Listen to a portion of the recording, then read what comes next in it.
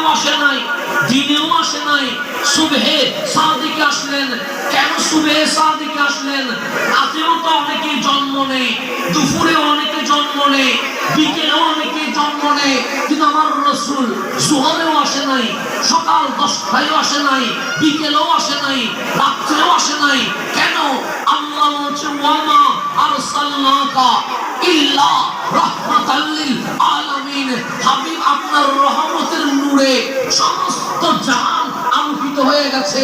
রাতও আপনার সোহবতে দামি হবে, দিনও আপনার সোহবতে দামি হবে। আপনি যদি জোহরে আসেন, দিনে আসেন, রাত অভিযোগ করবে মাওলা দিন তো নবীর ভয়েস নিয়ে নিয়েছে, আমি রাত তো মাহরুম হয়ে গেছি। রাতে যদি আপনি আসেন, দিন বলবে মালিক রাতে তোমার হাবিবকে দিয়ে রাতটা আমি করে দিয়েছো, আমি দিন তো মাহরুম হয়ে গেছি। আল্লাহ বলে হাবিব সকাল 10টায়ও পাঠাবো না, জোহরেও পাঠাবো না, আসরেও পাঠাবো না, মাগরিবেও পাঠাবো না, এশায়ও পাঠাবো না, সুবহে সাদিকে পাঠাবো যেটা রাতও আছে দিনও আছে। এমন সময়ে হাবিবুল্লাহ এসে গেছে, দিনও বলছে মুস্তাফা পেয়ে গেছি, রাতও বলছে হাবিবুল্লাহকে পেয়ে গেছে।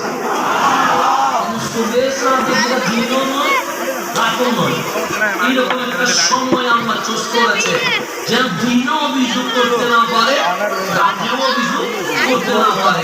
আমার রাসূল মক্কায় ছিলেন 53 বছর। কয় বছর? 53 বছর। যেদিন শেষ আল্লাহ বললেন হাবিব দাওয়াতি কার্যক্রমের ফলাফল কি?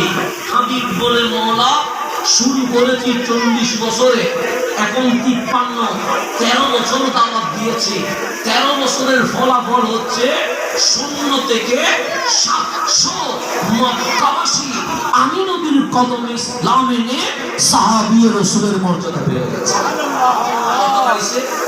700। তা আমার নবী কি 1-2000 মানুষকে মুসলমান করার জন্য আসছে না? কোরআন বলছে লিইউখরিজান নাস মিনাজ যুলুমাতি ইলান নূর।